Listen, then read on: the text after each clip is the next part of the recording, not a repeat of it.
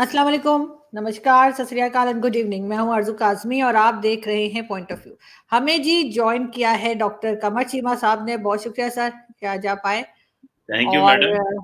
आज हम आपसे कुछ चीज़ें समझने की कोशिश करेंगे जो कि पाकिस्तान में जो कुछ हो रहा है। लेकिन पहला सवाल ये है सर कि आप अमेरिका गए थे, आपने कोई चॉकलेट्स का की बात की थी, तो वो किधर है?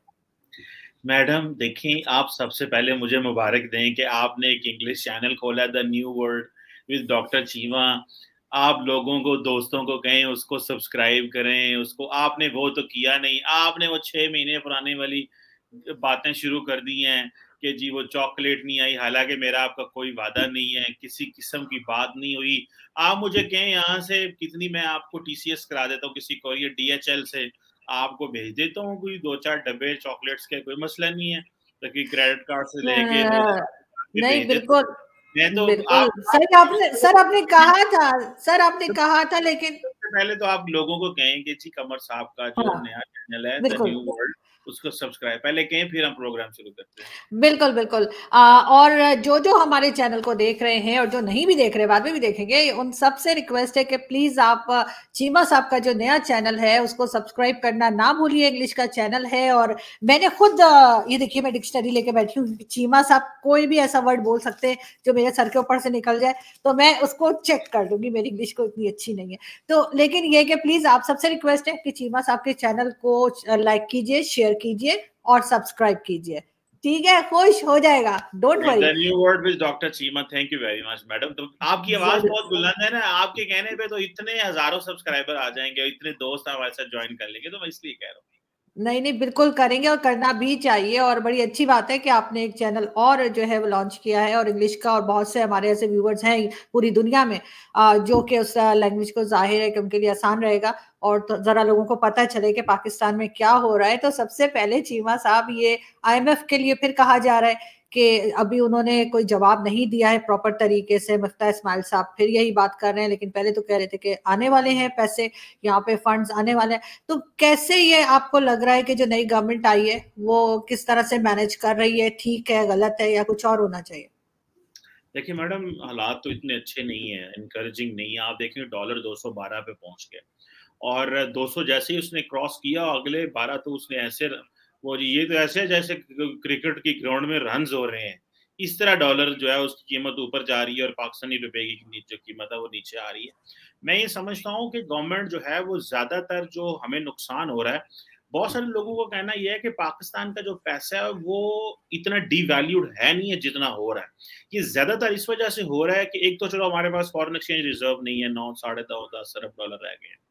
दूसरा ये है कि हमें कोई कमिटमेंट नहीं आ रही उस तरह की। बल्कि मैं अभी देख रहा था थोड़ी देर पहले, जो पाकिस्तान के फाइनेंस मिनिस्टर है मुफ्ता इस्माइल साहब, उन्होंने अभी थोड़ी देर अरसा पहले, अभी आधा घंटा पहले शायद, कोई ट्वीट की है, और उन्होंने कहा है कि हमें एक चाइनीज बैंक जो है वो, if I could find the tweet on my Twitter, उन्होंने ये ट्वीट की है कि चाइनीज बैंक को तकरीबन 2-2.25 अरब डॉलर जो है वो देगा, और वो मेरा ख्याल कह रहे थे 1-2 दिन में आना शुरू हो जाएगा। सो द मोमेंट आपकी जो मैक्रो इकोनॉमिक इंडिकेटर ठीक होते हैं, जैसे फॉरेन एक्सचेंज रिजर्व थोड़ा ऊपर होगा, तो डॉलर जो है ये ऊपर जाना बंद हो जाएगा। महंगाई अपनी जगह रहेगी, वो तो अपनी चीज है।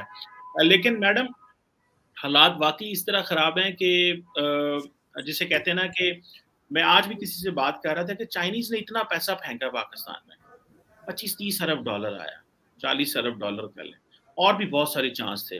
लेकिन अनफॉर्चुनेटली उससे इकोनॉमी का बूम नहीं आया। कोई बंदा ये सवाल डिस्कस नहीं कर रहा पाकिस्तान में कि भाई वो जो चाइनीज पैसा आया उससे इन्वेस्टमेंट हुई, इंफ्रास्ट्रक्चर पे लगा, एनर्जी नीड्स पूरी हुई। बहुत देखिए, पैसा जब आता है वो सर्कुलेशन होती है ना, तो बहुत सारे सेक्टर्स उठते हैं उसके ऊपर, कंस्ट्रक्शन है, बहुत कुछ है। लेकिन उस पैसे के आने के बावजूद पाकिस्तान का जो जीडीपी है वो ऊपर नहीं गया। और उसकी क्या वजह है, ये क्यों इस तरह हुआ, ये सारी बातें ये माजरा है, इसको समझना चाहिए। सो आईएमएफ अभी खामोश है, बोल नहीं रहा। बात शुरू है, पहले उन्होंने कहा था 6 अरब डॉलर देंगे, जो 2019 में हमारा उनसे मुआहदा हुआ था। अभी वो बात कर रहे हैं कि जी 8 अरब डॉलर दिया जाएगा, लेकिन सुनने में आ रहा है कि वो 8 अरब डॉलर वाली बात नहीं मान रहे। वो कह रहे हैं 2016 वाले शुरू करेंगे, और 1 अरब डॉलर की जो ट्रांच है, जो किस्त है, वो पाकिस्तान को दी जाएगी। उसके साथ जैसे ही IMF का पैसा आएगा तो फिर बाकी पैसे भी आने शुरू हो जाएंगे और थोड़ी सी आउटलुक जो है। सो अगर आपने रिसेंटली पाकिस्तान के फाइनेंस मिनिस्टर को और बहुत सारे और लोगों को मैडम सुना है तो वो सब एक ही चीज कह रहे हैं कि 4 से 6 महीने लगे एक आउटलुक बदलते बदलते। बल्कि मैं सुन रहा था कुछ पाकिस्तानी बिजनेसमैन जो कराची में बैठे हैं वो कह रहे हैं कि पाकिस्तान के हालात अगर इस तरह ठीक नहीं होंगे, IMF के $1 अरब आने से चीजें बेहतर नहीं होंगी, जब तक पाकिस्तान के लिए कुछ $70-80 अरब की फॉरेन इन्वेस्टमेंट नहीं आती यहाँ पे और इमीडिएटली इंजेक्शन नहीं लगता, आपके बूम नहीं आता, पैसा आपके अकाउंट्स में नहीं आता, तो मामला जो है वो खराब होंगे। एक पाकिस्तान की सरकार ने रोशन डिजिटल अकाउंट खोला जिसमें कुछ $4.5 अरब इन्होंने अवाम ने डाला जो पाकिस्तानी बाहर बैठे हुए हैं, क्योंकि हुकूमत पाकिस्तान का ये मिशन है कि हर वो पाकिस्तानी जो बाहर बैठा है उसके भी पैसे खींच लो और चलो अल्लाह करे अच्छे पर्पस के लिए इस्तेमाल हो, वो पैसा फिक्स करके पड़ा रहे, उसको छेड़े कोई ना, एटलीस्ट डॉलर हमारे पास पड़ा रहे। कल एक दिन में रोशन डिजिटल बैंक उसमें 57 मिलियन डालेंगे जो कि अच्छा स्टेप है, एटलीस्ट चलो देयर इज सम डेवलपमेंट, ताकि हमारी हालत श्रीलंका वाली ना बने, हम उस पैराए पे ना जाएं। महंगाई बहुत ज्यादा हो गई है। आप देखें, आप जाते होंगे, जाके बाजार से कपड़े लेती होंगी, आपको पता लगेगा कि भाई शूट कर गई कीमतें। स्कूलों में जाएंगे, बच्चों की इन्होंने फीसें बढ़ा दी, खाने पीने की अशिया लेंगे, पता चलेगा भाई आटा ऊपर चला गया, घी कहाँ चला गया, बहुत सारी चीज। और मैं देख रहा था हमारे प्राइम मिनिस्टर कितने खुश हो रहे हैं कि वो हमें मलेशिया से एक जहाज तेल का आ गया। और भाई पाकिस्तान एक एग्रेरियन कंट्री है, अब हमारी पर कैपिटा एरेबल लैंड है वो बहुत ज्यादा है, हम लेकिन इतनी ज्यादा भी नहीं है, लेकिन हमने उसको यूटिलाइज उस तरह नहीं किया। लेकिन एग्रेरियन तो हम मुल्क हैं, हमारी GDP का बहुत सारा हिस्सा 25-30% हिस्सा जो है वो एग्रीकल्चर से आता रहा है।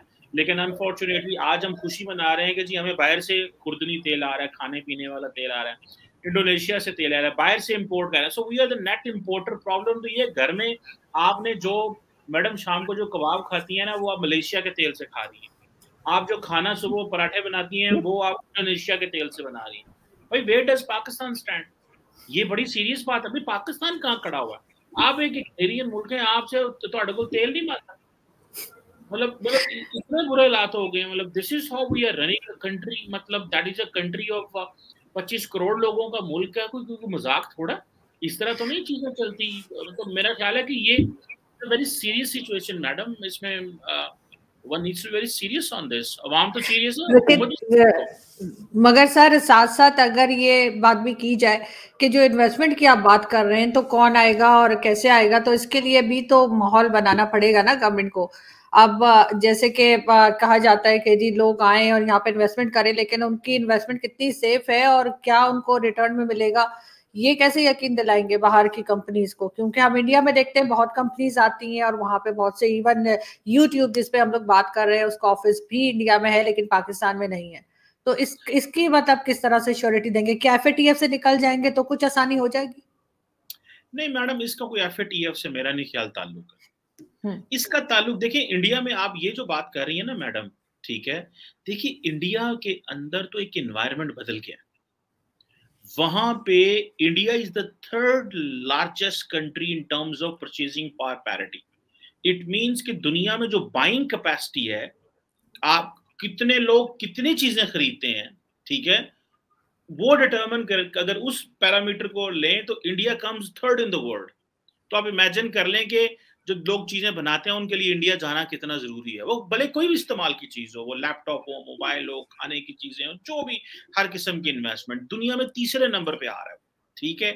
अब और वहां पे आप देखें 100 से ज्यादा तो वहां यूनिकॉर्न्स आ गई हैं। Unicorn means 1 unicorn is equal to $1 billion. तो इतने बड़े स्टार्टअप्स आ रहे हैं, इतनी इन्वेस्टमेंट्स आ रही हैं, गो के इंडिया बहुत बड़ा है और ये कुछ भी नहीं, मैं समझता हूँ ये पीनट्स है उनके लिए, जितना बड़ा वो मुल्क है और जितना वो गांव में है, विलेज में। अभी तो ये अभी पॉकेट्स हैं वहां पे, जैसे मुंबई है, दिल्ली है, या और बहुत सारे शहर हैं, बेंगलोर है और बहुत सारे, हैदराबाद है, ये तो पॉकेट्स डेवलप हो रही है। अभी नीचे ट्रिकल डाउन बहुत ज्यादा होना है वहां पे, and it will take definitely lot of time because मुल्क बहुत बड़ा है। हमें जो चीज चाहिए, पहले तो इस चीज की अकाउंटेबिलिटी होनी चाहिए कि जो चाइना से पैसा आया उससे इकोनॉमी ऊपर क्यों नहीं गई? क्या उससे सिर्फ इंफ्रास्ट्रक्चर बना? ये क्वेश्चन है। अगर इंफ्रास्ट्रक्चर बना है तो फिर आपकी अपनी एक इंडस्ट्री क्यों ऊपर नहीं गई? अगर आपको रोड इंफ्रास्ट्रक्चर मिल गया, आपको एनर्जी मिल गई। अब देखिए ना, आपके मुल्क की बिजली जा रही है, गैस कोई नहीं है। अब वो रिसेंटली मैं पढ़ रहा था कि पाकिस्तान में गैस इंपोर्ट अगर टर्की से करनी है, एलएनजी, टर्की कह रहा हूँ, कतर से करनी है एलएनजी, तो आपके पास वो नहीं है, स्टोरेज नहीं है, वहां पे कैपेसिटी नहीं है। मतलब आप ये नहीं कह सकते अगर इस वक्त दुनिया में सस्ती कहीं से गैस मिल रही है तो आप ले नहीं सकते, लाकर रखने की थे था ही को नहीं। तो मतलब जो हमारे पास तो टैंक ही नहीं है वो वाले, जहां मतलब I don't know how that is stored, लेकिन I was just listening this. So हमारे लिए तो बड़े हमारी प्लानिंग कोई नहीं है। और हमारा वो एक मैडम एक बात होती है, मैं when I was student of masters, तुम्हारे एक सर बड़ी अच्छी बात किया करते थे। वो कहते थे जो डेवलपिंग नेशंस होती है ना, जो गरीब मुल्क होते हैं, उनका प्रॉब्लम यह है कि वहां पे लोग, people can not think long term. जो लोग हैं ना, वो या सुबह का सोचते हैं या दोपहर का सोचते हैं, या अगले दिन सुबह का सोचते हैं, रात की तो रोटी खानी है तो सवेरे की तो खानी। इट इज ऑल अबाउट रोटी की तो खानी, ठीक है। But the people who are well off, they will wealthy rich, wealthy rich, वो दे प्लान फॉर 6 months। मतलब मैं बहुत सारे कभी इस तरह मुझे फॉरेनर से मिलने का मौका मिलता है, कभी बाहर गए या पाकिस्तान में, तो वो कह रहे हैं we plan vacations for winters. मतलब दिसंबर की टिकट उन्हीं खरीद ली हैं, and they were buying it cheap, or they put the money in advance। So मेरा ख्याल ये है कि हमें हमारे ये प्रॉब्लम है कि हमें ये नहीं, हमें बस ये पता है कल किस तरह गुजारना है, अगला हफ्ता किस तरह गुजारना है। सो सारी फायर फाइटिंग हो रही है। हमें हमारे मुल्क को ऊपर तरक्की करनी चाहिए, सारा कुछ है, पर मसले कोई हमें बाहर से तो कोई हमें किसी जिन्होंने कहते सानू पढ़िया किसी ने, हमारा तो दिल करता है हम ये इल्जाम लगाएं कि कोई हमारी तरक्की में रुकावट है, हमारा दिल करता है। देखिए जब हुक्मरानों को पता चलता है कि तरक्की नहीं हो पा रही थी उनकी करिए, और फिर ने पढ़ो कि इल्जाम लाओ किसी से पा दो। आरजू काजमी नहीं करता है पाकिस्तान की तरक्की जो है ना, ठीक है, ये उनकी वजह से हो रही है। तो मेरा ख्याल ये है कि वी शुड डिटरमिन कि हुआ क्या है, एंड देन हमें पता चलेगा कि आगे किस तरह जाना है। जी मैडम। लेकिन सर जैसे आपके पास भी कई दफा शो में आते हैं कई बार तारड़ साहब, उनका कहना है कि जो भी फंड आता है पाकिस्तान में, जो कि किसी हद तक मैं समझती हूँ कि वो ठीक बता रहे हैं, कि जो भी फंड आता है कहीं से भी आए, IMF से आए या किसी और कंट्री से आए, तो वो आते ही वो बाहर चला जाता है, प्रॉपर्टीज के दाम बढ़ जाते हैं लंदन में, दुबई में और कई जगह पर। तो मेरा ख्याल है वो किसी हद तक सही करे, लेकिन क्या आप एग्री करेंगे कि बाकी में जो पैसा आता है वो पाकिस्तान में लगने के बजाय दोबारा बाहर चला जाता है, और यही कुछ लोग हैं गिने चुने जो कि जिनके जेब भरती चली जा रही है। अब देखें ना, गवर्नमेंट को इस पे थोड़ा सा तो ध्यान देना होगा ना, कि लोग 2-2 चैनल बना रहे हैं, तो फंड कहाँ से आ रहा है और फंड कहाँ को जा रहा है। तो इस पे क्या कहेंगे आप सर? देखिए मैडम, 2 चैनल हो या 4 चैनल हो या 6 चैनल, क्वेश्चन ये है कि गरीब आदमी को रोटी कैसे मिलेगी। आप इस चीज पे बात करने की आज मुल्क के अंदर जरूरत है। मेरे चैनलों से या आपके चैनल से क्या होगा, या किसी और के चैनल से क्या होगा। हर बंदा देखिए, मैं I am teaching in a university, I do part time work करता हूँ, मैं कुछ और भी करता हूँ। सो क्वेश्चन मेरा या आपका नहीं है, क्वेश्चन ये होता है कि large section of the society क्या करती है, उसके क्या वो इश्यूज हैं। जो तारड़ साहब की बात कर रहे हैं, he is absolutely right, absolutely he is right, कि जब पैसा आया तो पैसा गया। ये जो मैं आपको चाइना वाली बात कर रहा हूँ, यही तो कर रहा हूँ। और भाई किधर गया वो इन्वेस्टमेंट? भाई अगर 30-40 अरब डॉलर इस मुल्क में गिरा है, तो भाई उसका कोई तो पता लगे ना, किधर कहीं तो तरक्की हुई है ना, वो कितने हुई है, वो भी तो बताएं हमें। तो तारड़ साहब बिल्कुल सही बात करते हैं वो, और वो basically he is also giving the historical reference जो माजी में होता रहा है। पैसा फ्लाई कर जाता है, बाहर किकबैक्स ले लेते हैं। बहुत सारे लोग कह रहे हैं जी हमें यहाँ पैसा नहीं, हमें दो कि अमेरिका दे दो, इंग्लैंड दे दो, कहीं और दे दो, दुबई में दे दो, क्योंकि हमें फिर यहाँ से पैसा लॉन्डर करने में मुश्किल होती है। तो मसले तो इज राइट, बहुत सारी ये बातें सही हैं, और ये पाकिस्तान इस तरह करते हैं जिनको पता, those who are at the helm of the affairs. हमने अगले दिन में हम देख रहे थे, जिस तरह पाकिस्तान के अंदर एक आपको पता कंपनी थी इंटरनेट, PTCL, पाकिस्तान टेलीकम्युनिकेशन, हमने वो UAE को बेच दी जबकि वो कंपनी प्रॉफिट में थी। सो हम क्या करते हैं कि हमारे तो स्टील मिल हमारी डूबी हुई है, रेलवे हमसे चल नहीं रही, PIA दसा पठाबा आता है, साढ़े पता लगा 250 पायलट बिच झूठा है, मेरे जैसे और आप जैसे बंदे जहाज चला रहे हैं, पता नहीं कितने 60 दिन। आप तो फिर भी मुझे पता है लंबा जहाज चला सकती हैं, मेरे साथ तो उतना भी नहीं चलना। सो सर क्वेश्चन आप ये है। तो बैठते ही नहीं पीआईए में सर, अब अपनी क्या बात कर रहे हैं, आप तो पीआईए में सफर ही नहीं करते, आप तो सीधे सीधे ब्रिटिश एयरवेज और कतर एयरवे और इधर उधर जाते हैं। तो आप सर, अब मतलब मेरे जैसे लोगों की बात करें, हम जो गरीब तबका यहाँ पे पिस रहा है, आपके जैसा नहीं जो अमेरिका घूम रहे हैं और दो दो चैनल बना रहे हैं। जी देखिए मैडम, मैं तो सिंपल सी बात है, मैं कुछ स्पेस पे तो नहीं जाता, जहाज पे ही जाता है, सारी दुनिया ही जहाज पे जाती है जहाँ कहीं जाती है, और जहाज उड़ के लेके जाता है, भावें कतर एयरवेज हो, भावें ब्रिटिश हो, भावें जो है ना, कल को पता चले आरजू काजमी ने काजमी एयरलाइंस खोल ली है और वो कह रही है और जहाज भर के चले हैं, तो मतलब कल को क्या आपके मुंह में पता। घी शक्कर सर। ठीक है, और हमारी लॉटरी निकला है, हमारी उसमें पता चले जी कमर चीमा को फ्री टिकट उसके लिए फॉर लाइफ जो है, हम फिर आपका जहाज जो है ना वो इस्तेमाल कर लें। तो क्वेश्चन यहाँ पे मैडम ये है कि आप जो है मुल्क की बात के हवाले से ये है कि जो पैसा फ्लाई कर रहा है, जो पैसा इस मुल्क के अंदर आया, उसका क्या करना है, वो कहाँ पे लगा है, और उससे कितनी जीडीपी ग्रोथ हुई है हमारी, उस पैसे की एक्चुअल। और मजे की बात है, आप इससे सवाल नहीं कर सकते, ऊपर से चाइनीज की क्वेश्चन आ गए हैं, वो कह रहे हैं भाई आप सिक्योरिटी नहीं दे रहे, अब तो हम डिस्ट्रिक्ट लेवल पे कमेटीज बन गई उनकी सिक्योरिटी। सो लार्जली पहले ये होता था सूबा देखता था, या पता नहीं उसको क्या उन्होंने मैकेनिज्म बनाया था, लेकिन वो डिस्ट्रिक्ट लेवल पे कह रहे हैं ताकि वहां पे लोकल पुलिस को एंगेज किया जाए चाइनीज की सिक्योरिटी के लिए। और ये एक बहुत बड़ा सवाल है अर्जू साहब, दुनिया ये सवाल करेगी हमसे कि चाइनीज ने इन्वेस्टमेंट की तो पाकिस्तान के अंदर तब्दीली नहीं आई, हम इस इन्वेस्टमेंट को दिखा के दुनिया को बताना चाहते थे कि पाकिस्तान में आए, हालात साजगार हो गए हैं, स्पेस मौजूद है, काम हो सकता है। जब इस इन्वेस्टमेंट की वजह से क्वेश्चन मार्क लगा है, तो जिसको और लेके आना था पाकिस्तान में, अब वो भी तो सोचेगा कि भाई उन्होंने की बनना है जो साडा बनना है। तो तो ये उनको तो पता होगा ना सर कि इन्वेस्टमेंट कहाँ जा रही है, जाहिर है कि हमारी फौज में के कई रिटायर्ड जनरल्स हैं, जिन जिन इदारों का आपने नाम लिया, चाहे वो पीआईए हो चाहे स्टील मिल हो, सब वहां लगे हुए हैं और वहां से सैलरीज उठा रहे हैं, और यही लोग कॉर्नर के प्लॉट ले रहे हैं, यही लोग बाहर प्रॉपर्टीज बना रहे हैं, और साथ साथ कुछ पॉलिटिशियंस भी। तो लोग अब इतने बेवकूफ नहीं रहे, आपको नहीं लगता लोगों को अब समझ आ गई है पाकिस्तान में हो क्या रहा है?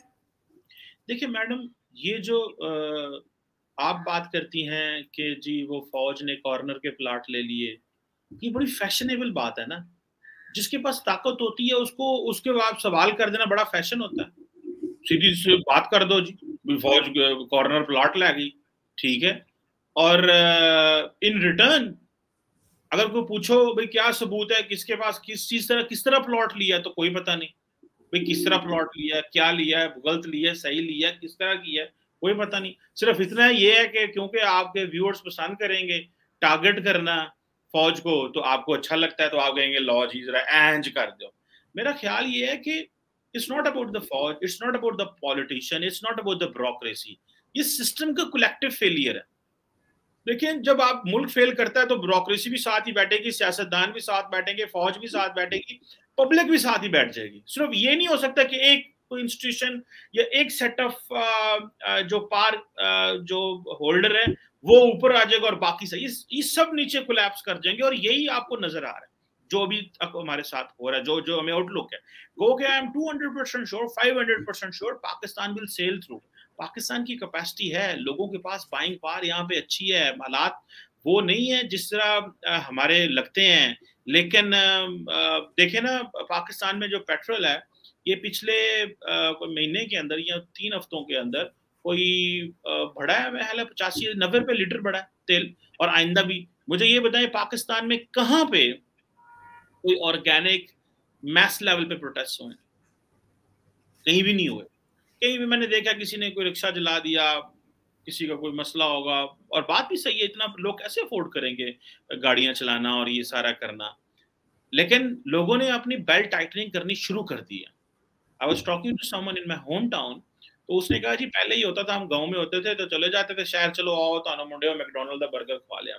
This is I am telling you true story of someone I was talking to last night, किसी से बात कर रहा था, तो कहता है जनाब अब उन्होंने क्या किया, उन्होंने कहा यार गाड़ियां रखो अंदर, ये कहीं खुशी गमी कोई बड़ा जरूरी कहीं गाड़ियां लेके जाओ तो मोटर बाइक चलाओ, जहाँ नजदीक 5-7 किलोमीटर तक जाना है, ये नहीं गाड़ी निकाली तो पेट्रोल महंगा है, मोटर बाइक चलाओ, साइकिल पे आ जाओ। लोग मतलब people are thinking, people are working for belt tightening की बात कर रहे हैं। सो हर बंदा फिर अपनी प्लानिंग करता है, तो मुझे ऐसे लगता है कि हमें ये at mass level, state level पे इसको देखना पड़ेगा।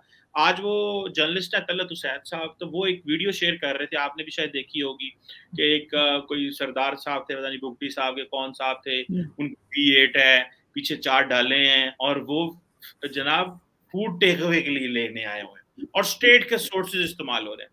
जिस मुल्क में पेट्रोल 240 रुपए लीटर हो, वहां पे federal minister food take away के लिए होटल के बाहर खड़ा हुआ है और स्क्वाड भी साथ खड़ा हुआ है। मतलब ज्यादती है ना। और आप इस्लामाबाद शहर में जहाँ पे सिक्योरिटी भी ठीक है, आप कोई मियाँ चन्नू में तो नहीं घूम रहे, या कोई लाला मूसा या पता नहीं कि इधर तो नहीं आप घूम रहे कि जी वहां पे हालात खराब है। सो मेरा ख्याल है कि एक वो जो कॉन्शियसनेस है ना एट हाईएस्ट लेवल हमारे, वो भी नहीं है। हमें अभी पूरा इदराक नहीं है, शायद सिस्टम को समझने वाले किस तरह देख रहे हैं, लेकिन नीचे लेवल पे एंजाइटी है, लोग परेशान हैं, मामलात इतने अच्छे नजर नहीं आ रहे। लेकिन अगर क्या स्टेट, हमारे अदारे, हमारे सियासतदान, हमारी सिविल ब्यूरोक्रेसी, मिलिट्री ब्यूरोक्रेसी, ये सब लोग किस तरह प्लान करेंगे कि हमें किस तरह मुल्क को आगे लेके जाना चाहिए। और जो गवर्नमेंट ने कहा है कि जी हमें एक इकोनॉमिक चार्टर की जरूरत है, they are absolutely right on that. एक इकोनॉमिक जी नहीं, आप बिल्कुल ठीक कह रहे हैं, लेकिन एक चीज जरूर है कि मैं ऐसे ही हवा में बात नहीं कर रही हूँ, जो कॉर्नर के प्लॉट और इस सब की बात कर रही हूँ, बिल्कुल ये चीज मौजूद है, रिकॉर्ड पे मौजूद है। और मेरा ख्याल है कि जहां कहीं भी गलती हो रही हो उसको कहना चाहिए ताकि वो ठीक किया जा सके, वरना पॉलिटिशियंस भी करप्शन कर रहे हैं, लेकिन हमारे साथ साथ इदारों में भी गड़बड़ है। लेकिन लास्ट में मैं यही पूछूंगी चीमा साहब, ऐसे तो खैर इतनी वाकई में फ्यूल की वजह से इतनी प्रॉब्लम है, मैं खुद अभी स्टोर में से पुराने कपड़े निकाल के रखे के शो में पहनने के लिए, मेरे पास बिल्कुल पैसे नहीं है। लेकिन ये है कि आप ये बताएं कि अगर हम लास्ट में पूछना चाहेंगे कि जो बिलावल भुट्टो जरदारी कह रहे हैं कि जी हम ट्रेड ओपन करना चाह रहे हैं भारत के साथ और होनी चाहिए, अभी थोड़ी देर पहले इमरान खान भी कहीं अपना कोई बात कर रहे थे, टीवी पे आ रहा था उनका भी, कहीं पे कोई सेमिनार था या कुछ था, तो उन्होंने भी कहा कि जी मैंने इंडिया से जो है वो टर्म्स बेहतर करने की कोशिश की थी लेकिन हो नहीं पाया। तो आपको लगता है कि अब आगे कुछ हो पाएगा, नई गवर्नमेंट जो आएगी, चाहे ये वाली या चाहे जो इलेक्शंस के बाद आएगी, कुछ ताल्लुकात बेहतर होंगे? देखें, मेरा नहीं ख्याल इंडिया आपसे बात करना चाहता है, ये मैं बार बार चीज कह रहा हूँ। लेकिन ट्रेड तो करनी चाहिए इंडिया के साथ, पूरी दुनिया के साथ करनी चाहिए, लेकिन हमने बड़ी गलतियां की हैं ना। चाइना की मिसाल हम बार बार देते हैं कि उनके हालात और इंडिया के खराब हुए, फिर भी ट्रेड 125 अरब डॉलर पे बायलैटरल, और हम जो है हम असी बंद करके बह गए। मतलब कौन है सियाना बंदा जो हमें इस तरह की लॉजिक देता है? ये कौन है जो पाकिस्तान के लोगों के रोजगार के ऊपर लात मारता है क्योंकि उसकी ईगो बड़ी हाई है? इसमें सबका किरदार है, किसी एक का नहीं है। इसमें अदारों में लोग बैठे हुए भी, वो भी, उन्होंने भी गलतियां की हैं और सियासतदानों ने भी गलतियां की हैं। और हमें एक उस मुकाम पे ले आए हैं कि जहां पे अब हमने खुद ही पिघलना है तो पिघलना है, उन्होंने नहीं तब्दीली मुझे नहीं नजर आ रही। आई मे बी रॉन्ग। अब जारी बात है, स्टेट जब बात करती है, क्योंकि इंडिया को तो सूट करता है पाकिस्तान से बात ना करना। अगर इंडिया पाकिस्तान से बात करेगा तो that is a breathing space for Pakistan, because Pakistan already wants to get main stream globally. हमारे तो बड़े सारे मसले हैं, हमें तो ट्रेड अच्छी लगेगी, हमें तो FATF वाला वो मसले भी खत्म हो जाएंगे, क्योंकि India was there in FATF and many other global platforms targeting Pakistan. So हमें तो वो बहुत अच्छा लगेगा, लेकिन इंडिया को सूट नहीं करता। वो कहते हैं let's give Pakistan a tough time. So वो उनको सूट करता है ये। लेकिन मेरा ख्याल है कि इससे कोई फर्क नहीं पड़ता है। वो करना चाहते हैं करें, Pakistan should keep working, Pakistan should keep thinking. बात करनी चाहिए, इंगेज करना चाहिए। 2 साल बाद, 4 साल बाद लोग भूल जाते हैं कि जी हालात कैसे बेहतर होने शुरू हुए थे। जो हो रहा होता है लोग उसको देख रहे होते हैं। So just look at that. This is my humble suggestion. बिल्कुल होना चाहिए, और मैं भी यही दुआ करती हूँ कि जल्दी हालात बेहतर हो जाएं, क्योंकि रोज एक नई ऐसी न्यूज आती है, चाहे वो इकोनॉमी को लेकर हो या सिक्योरिटी को लेकर हो, कि कुछ ना कुछ लगता है कि गड़बड़ी चल रही है। और बहरहाल आज भी डॉलर थोड़ा सा तो डाउन हुआ है, तो देखते हैं कि आगे क्या होता है। बहुत शुक्रिया सर कि आपने आज ज्वाइन किया, thank you so much, and once again congratulation for your new channel. और जैसा मैंने पहले कहा था, आप सबसे रिक्वेस्ट है कि मेरे इस चैनल को सब्सक्राइब करना ना भूलिएगा, लेकिन साथ साथ चीमा साहब के चैनल को भी जरूर सब्सक्राइब किएगा, और लिंक मैं लगा दूंगी इस वीडियो के साथ ही। Thank you so much sir.